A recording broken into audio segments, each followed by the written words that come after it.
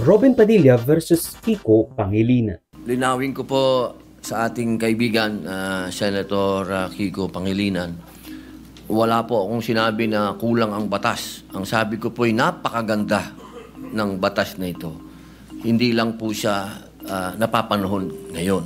Pangako ni Marcos, inilabas na. First, the DPWH will immediately submit to me a list of all flood control projects from every region that were started or completed in the last 3 years.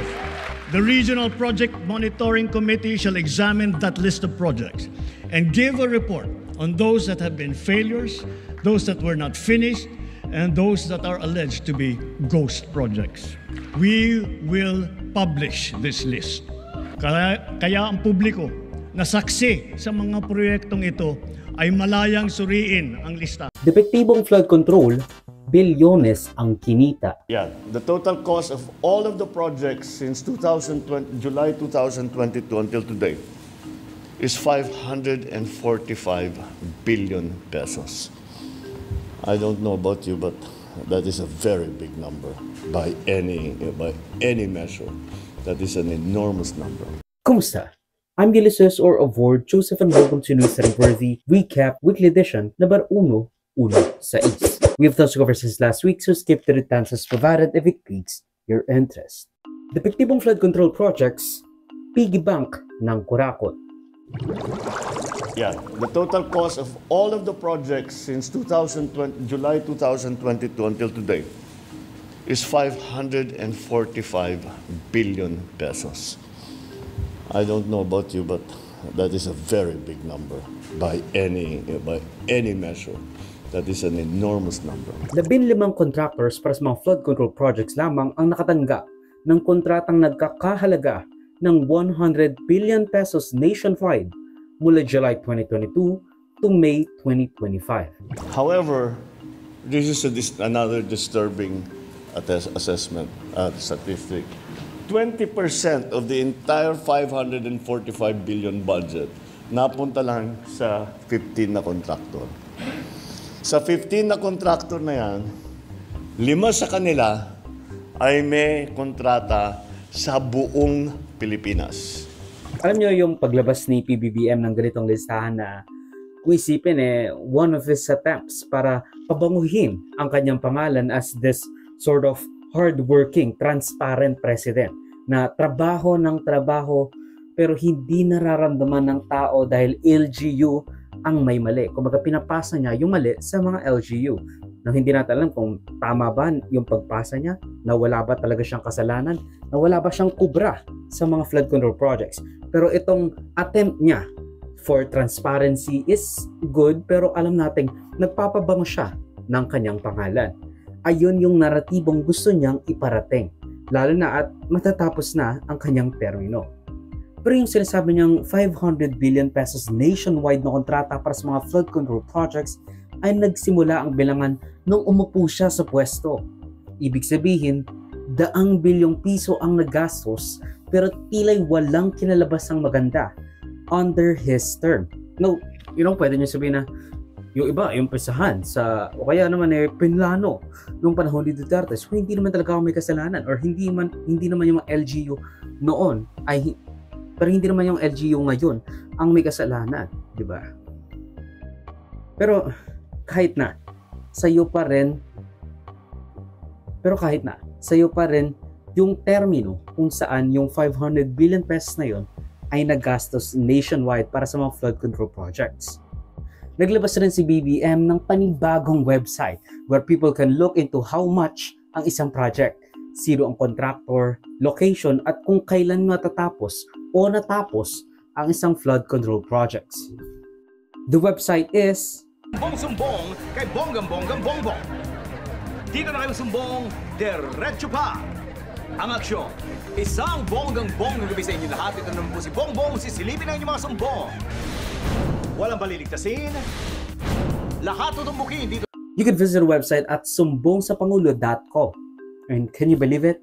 Siya na yung presidente natin. Dati talk show host lang siya. Para siyang Tulfo, pero much more sexier. No, balik tayo. Ayon kay BBM, nasa 6,000 sa 9,000 o around 2/3 worth more than 350 billion pesos cumulatively ng mga flood control projects ay kulang-kulang ang mga detalye including their specifications, address, at exact type of flood control project built. So pwedeng construction ba siya, pwede ba siyang rehabilitation, pwede bang extension or something like that. Pero again, sa 9,000 na yon, 6,000 ang kulang-kulang ang specification at detalye ng mismong proyekto. Minsan pa, pare-parehas ang presyo ng mga kontrata, which is napaka-imposible ng ganon. Almost the exact same price or even the exact same price down to the last penny. The exact price among several flood control projects. Kumbaga parang kinopy and paste na lang, hindi man lang sila nag-go into the whole pindot ng kahit ano. Just to make sure na hindi siya ganoon magiging kahinahinala. Diba? There are 6,021 projects worth more than 350 billion that do not specify the exact type of flood control that is being built. Many projects also in different locations have exactly the same contract cost. I think anybody who works in either the private sector or the public sector, pag sinabi, may 50 project, pare-pareho, 150 million lahat, pare-pareho lahat. Imposible yan. It is impossible for one barangay, even if they are the next barangay, to have the exact same project to the exact same amount with the exact same contractor. Imposible yan. And that is why that is a significant finding already that we have made. Pero di ba ang weird nun considering each flood control projects in different districts, in different barangays, in different even areas or roads or alleyways or whatever have very different costs at specification ng flood control structure. Kasi again, hindi realistic na nagkakapare-parehas in the tunes of hundreds of millions of pesos, in billions even, pag pinagsama-sama. Kung isipin natin siguro, ang dahilan kung bakit 6,000 sa 9,000 flood control projects ay kulang-kulang ang detalye, para hindi ganun kadali ma-audit yung finished product or that even there is a finished product. Kasi yung iba nga, walang address na nakalagay. Hindi alam kung ano ba talaga yung pinagawa or hindi man lang alam kung ano-ano yung mga pinaggastusan. Alam naman kasi nila na hindi nga nila ma-audit yan, lalo na ng DPWH or even ng COA. Kasi nga napakarami sa buong bansa. Isa pa sa mga nilalabas ni BBM ay ang mismatch raw ng mga bahaing probinsya at kung saan nakalagay ang mga flood control projects with mismatches sa dami ng proyekto within Cebu, Isabela, Albay, Leyte at Camarines Sur na nasa top 10 ng pinakamaraming flood control projects despite not being in the top 10 flood-prone provinces. Kung sino yung hindi kailangan ng flood control projects, sila yung nalalagyan. These are the provinces with the most projects. And at the same time, here's a list of the top 10 provinces that are most flood-prone, that have been assessed to be the most flood-prone. I think you will notice they don't necessarily match. This side and that side don't necessarily match. Now, I'm sure there are explanations for that. We will have to study it further. But you would intuitively say that projects, the areas rather, the provinces, the regions, whatever you want to do, whatever pinaka-flood prone, yun dapat ang pinakamaraming project. Pero parang hindi tumutugma. Kaya yan, kailangan natin pag-aralan na mabuti kung bakit nagkaganyan. No, this could just be na mayroon talagang mismatch on some that doesn't necessarily mean na may katiwali ang nangyayari o kaya hindi nakasama sa flood-prone provinces ang mga probinsyang yon sa top 10 kasi nga gumagana yung flood control projects. Pero hindi ba nakakaloka na almost 700 flood control projects meron ang Bulacan despite only being top 5. Samantalang ang Pampanga na pinaka-prone, top 1 sa pagbaha ay meron lamang 300 flood control projects. Kalahati or even less than kalahati ng Bulacan, which is only at the top 5. Samantalang Pampanga, nasa top 1 pero kalahati lang ang nakuhang flood control projects.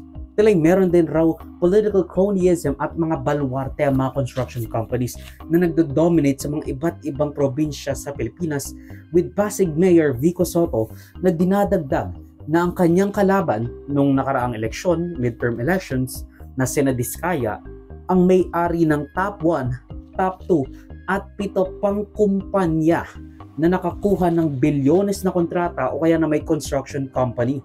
Ang malala, hindi pa raw nagbabayad ng buwis ang mga construction companies na to, with 27 billion pesos worth sa 385 flood control projects. You can see what Philster just listed here. Kaya siguro, and this is my personal opinion and speculation with no intent of actual facade of investigative factual proclamation, na kaya niya sinabing mura lang ang pagpapatayo ng mga infrastruktura kasi baka hindi niya papatungan tapos substandard pa. Although, again, that's just my opinion. Dagdag din ni Iloilo City Mayor Cañas na nasa mahigit 4 billion pesos sa mga flood control projects sa Iloilo na either palpak, di tapos, o nawawala, or even just non-existent at all. Yung iba hindi namin makita kasi sometimes sa projects naka-specify lang, naka-general lang, slope protection for Iloilo or walang specific address. So kaya hindi din kami makabigay ng specific kung ano ba details kung paano na or kamusta na yung project. Kaya ghost talaga kasi hinahanap natin, hindi natin mahanap. Nagtatago. Kaya, or maybe, with the help of DPWH, they can locate this and they can explain to us kung saan ba at makita na natin yung ghost. Baka buhay pala. Ilan rin sa mga politikong iniuugnay dito ay sina dating Ako Bicol Representative Zaldi Co, na dati ring chair ng House Appropriations Committee. We remember him from the fact na si Sara Duterte dahil sa pagkuha niya raw umano ng parte sa budget ng DepEd. Kasama rin dito sa mga politikong iniuugnay sa mga flood control projects ay sina Senate President Cheese Escudero na kasama sa listahan na may 1% ng flood control projects o halagang 5 billion pesos. Ay isa rin sa kanyang mga top campaign contributors, something he has categorically denied as he claimed demolition job against him due to the impeachment.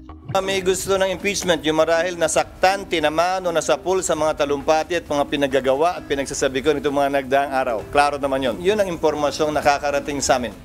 Oo naman. Ay taga-house. Di ba nga, nung nakarang linggo naman, may video nilabas sa akin sa house at kung ano nung innuendo at insinuation na naman ang pinalabas. As if naman may maling ginagawa. Hindi naman ako nagnakaw doon. Kung yun man, pumasok lang ako. Kumbaga sinasabi niya, yes, totoo na top 1 sa mga campaign contributor ko ay, meron ding 1% ng flood control projects na around 5 billion pesos ang halaga. Sabi niya, napakaliit lang daw nun. Sinasabi niya, kaya lang naman to na iuungkat kasi demolition job ito kasi nga hindi siya sumang-ayon sa impeachment at marami daw natamaan sa sinasabi niya noong nag-speech siya patungkol sa kanyang boto to archive the impeachment complaint at again yung kanyang pilay, and this is tila, ay inaction. Now, hindi naman isa lang ang mukha ng korupsyon. Meron ding cronyism na nagpapabor sa mga kaibigan, kakilala, donator o patrino para sa pagkontrata ng mga ganong mga proyekto. Na pwede mo sabihin na, wala akong kinalaman dito. Yes, top campaign contributor ko siya. Wala akong kinalaman sa bidding process, wala akong kinalaman sa kanilang procurement. Pero kung iisipin mo, again, hindi lang iisa ang mukha ng korupsyon na, akin to, bigay ko sa ito. It's a long way to look back. Context, again, big picture. Pwedeng hindi nadaan sa tamang bidding, na-intimidate ang mga dapat magbibid. O kaya wala silang kalaban. May monopolya sa baliwik ng construction company like what is suspected sa mga dominance ng 15 contractors sa kabuuan ng mga flood control projects na again, kumuha ng 100 billion pesos sa 15 flood control project contractors lang yun. Now, all I'm saying is, Huwag tayong titingin lang sa ngayon or the past decade. Huwag lang natin titignan yung ngayon. Titignan natin yung history ng mga koneksyon nila sa mga politiko. Kasi doon nagsusnowball ang kapangyarihan at kapital ng mga taong ito. Para sa susunod, hindi na nila kailangang mangurakot. Kasi incidentally, sila lang ang may kayang gumawa ng ganito. Kasi nga again, nauna yung korupsyon na hindi nakikita ng tao. Ngayon lang nakikita at pagkakita natin ngayon wala na tayong magagawa kasi technically wala silang ginawang masama. Technically walang emolument, walang nangyari bribery or lobbying. Robin Padilla, Kiko Pangilinan, sagutan sa Senado. A'udhu billahi minasyaitanir rajim. Bismillahirrahmanirrahim. Alhamdulillah rabbil alamin. Bismillahi wassalatu wassalamu ala rasulillahi. Assalamualaikum warahmatullahi wabarakatuh. Pagbati po ng kapayapaan sa inyong lahat. Mga kagalang-galang na kasamahan, ako po ay tumitindig sa pulpitong ito ngayong hapon sa bisa ng personal at kolektibong pribilehiyo. Inintroduce ni Senator Robin Hood Padilla sa kanyang privilege speech ang kanyang pinopropose na pagbaba ng criminal liability ng mga menor de edad from 15 if with intention/discernment to 10 years old. Ang sabi ni Robin, ang kanyang proposal ay dahil sa bugso ng kriminalidad na kinakasangkutan ng mga menor de edad even below 15 years old. Pero ito tatandaan natin, not all crimes are created equal. Merong mas malala at merong, kapusukan lamang. Kumbaga sinasabi ni Robin Hood Padilla dito, yung kriminalidad na kinakasangkutan ng ating mga kabataan he's focused more on the punishment ng mga kriminalidad na heinous in nature, na napaka-rumal-dumal.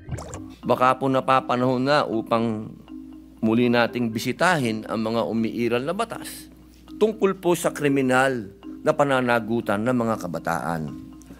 Baka po ito ang panahon na upang magkaroon ng mas naaangkop na kahinatnan o consequences ang kanilang mga aksyon sa pamamagitan ng sistema ng hustisya sa ating lipunan.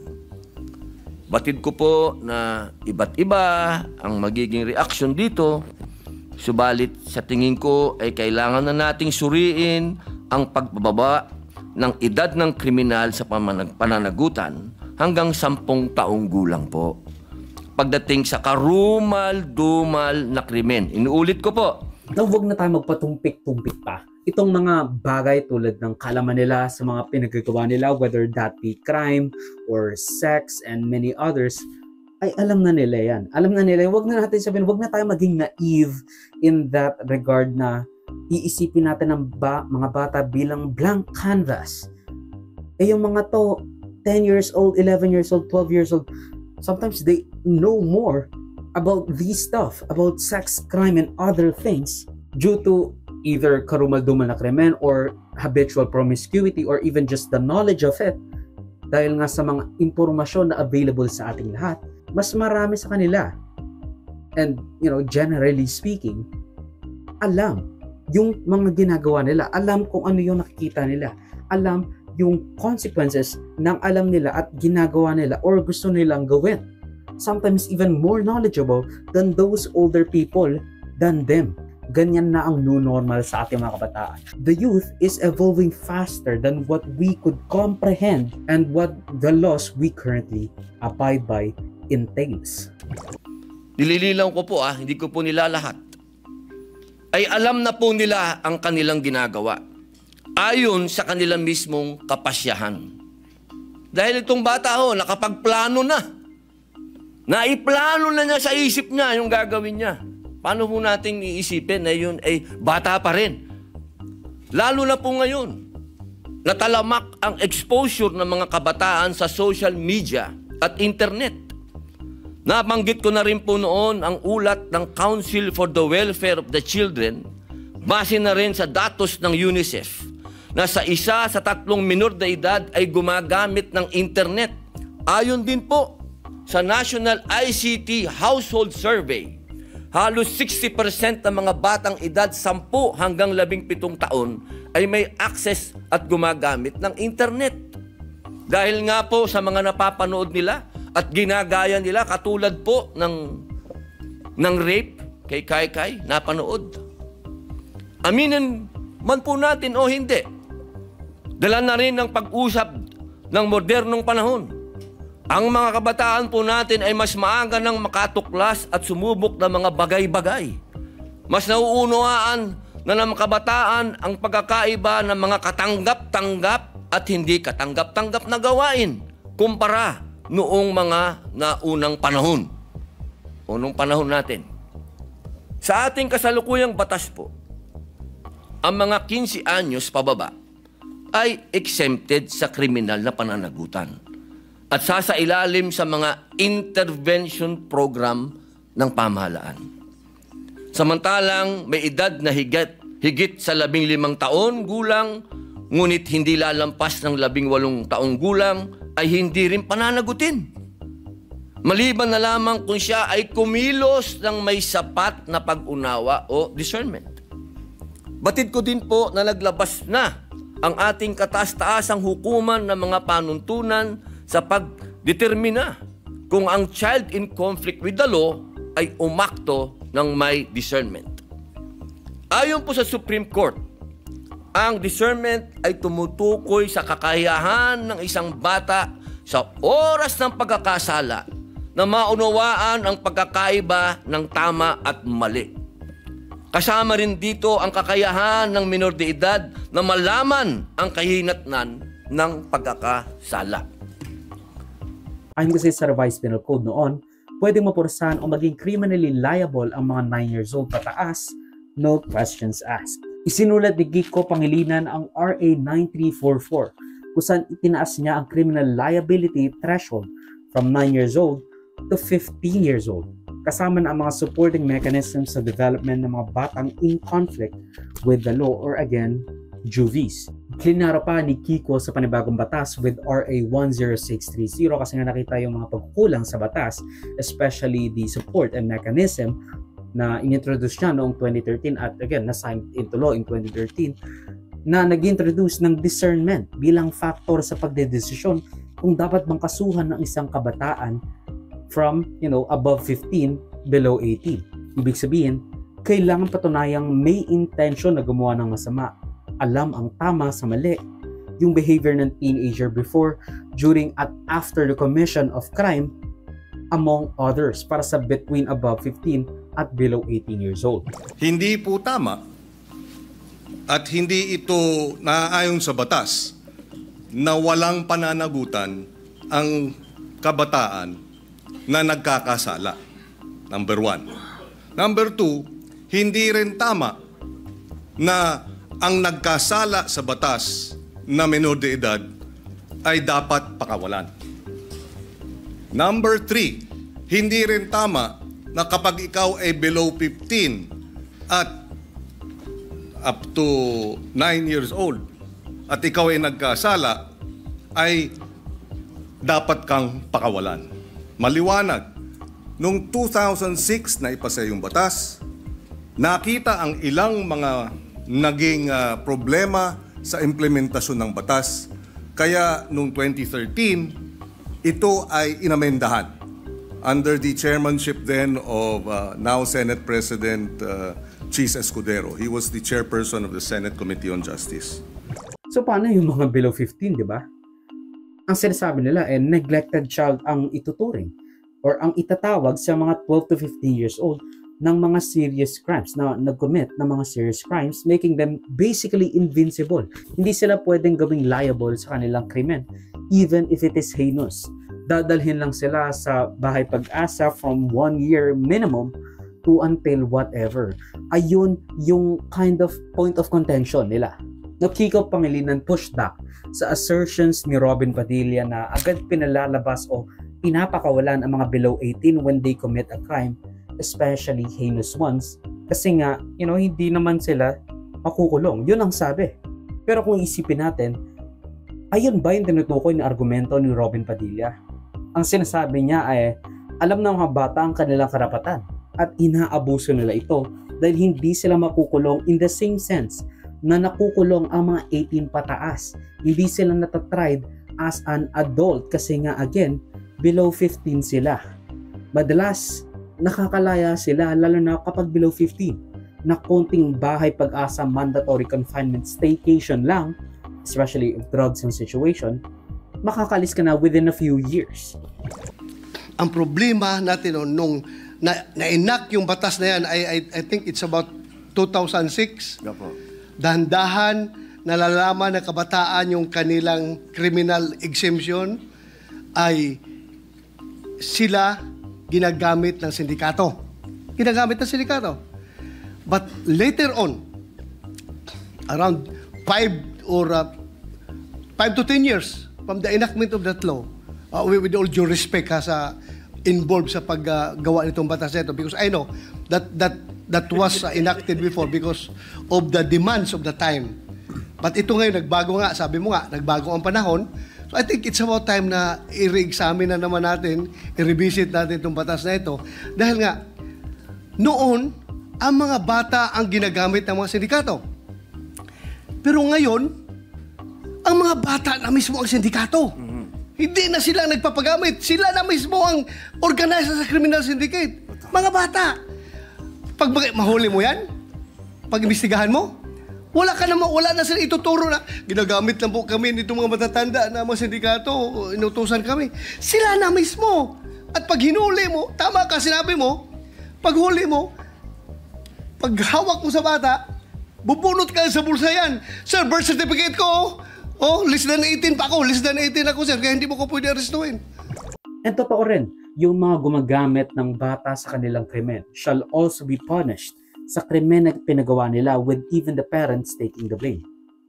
Pero sometimes, again, katulad nga ng sinabi nila Bato de la Rosa, ni Robin Padilla, na sometimes the kids are the ones forming those syndicates themselves. Kasi hanggang hindi sila matatamaan, hindi sila makukulong. Ang problema kasi, and totoo, ang sinasabi ng iba, na ang kabataan ngayon, yes, pwede natin masisi yung implementasyon ng batas. But at that point, hindi na rin yan dapat ang sinisisi natin. Yes, of course, rehabilitation is a must. Lalo na sa mga, delinquents lang, yung mga hindi gumawa ng heinous crimes. Lahat ng bata have the capacity for sickness. Yan pa rin natatandaan natin. And the only thing na parang gustong i-punish ni Robin Padilla is those who commit heinous crimes. Yung mga nangre-rape, yung mga pumapatay, yung mga nagkikidnap tapos pumapatay. Lahat na lang sila. Pero hindi lahat ng crimes, as I said earlier, ay created equal. All kids, all people have the capacity for sickness at intentional na karumal-dumal na paggawa. They can claim self-defense and they can claim, vexation. They can claim na, this has been a long time coming and this is just a retaliation from years of abuse and all of that stuff. Na walang support system. Pero they should argue that themselves in court. By putting it so high at 15 years old and below, they can exploit the system as well by feigning ignorance o pagkunwaring hindi nila alam o pinagsisisihan at nagbago na po kami. Please lang, wag na po kami kulo kasi alam ko na po yung ginawa ko masama. Alam ko na po yung ginawa ko masama kaya wag na po akong tapos natawa pagkatalikod ng social worker. Nang maganda ang sinabi ni Robin Padilla, and you might not expect that from me.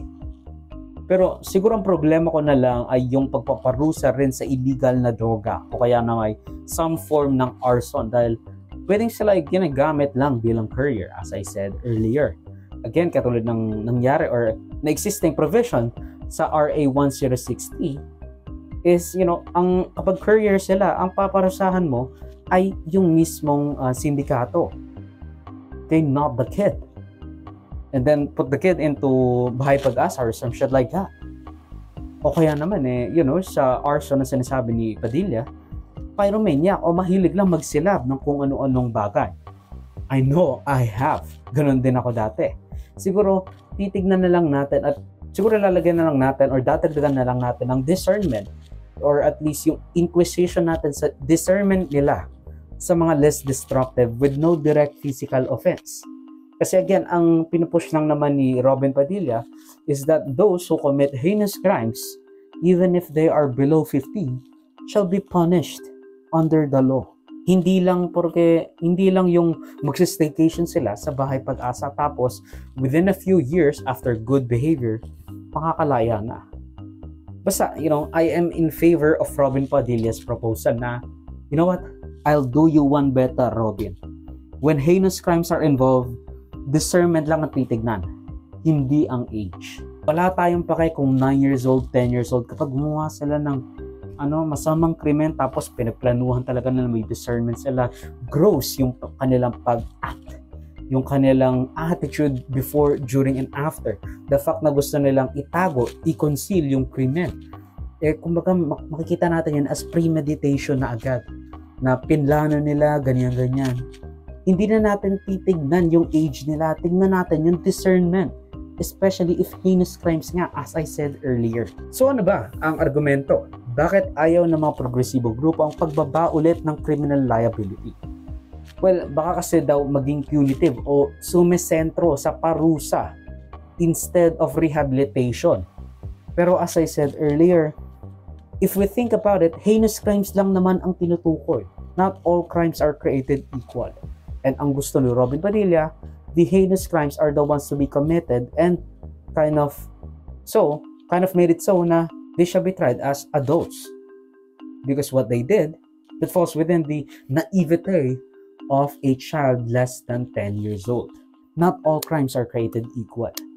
And yes, pwede nating ma-rehabilitate kapag, nakikipag-riot sila o kaya na may vandalism and all that stuff.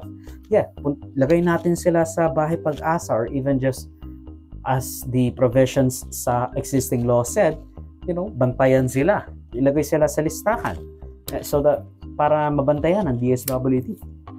Ganon ang dapat mangyari. Pero yung heinous crimes na tinitignan, yung mga pumatay with sick intentions, with gruesome undertones.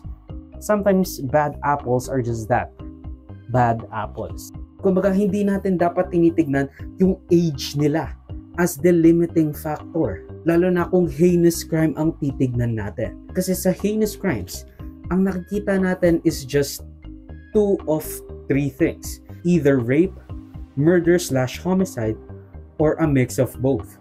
Kaya yung age of consent tapos yung criminal liability, lalo na regarding heinous crimes, is just weird. Kasi hindi naman talaga dapat natin tinitignan yung age nila, rather their mental capacity, yung kanilang discernment to understand na something is wrong or something is right. Kaya even yung consent, it can be given from anyone regardless of age. I guess if you think about it, like maybe in the teenage years, yeah, they can consent, I think.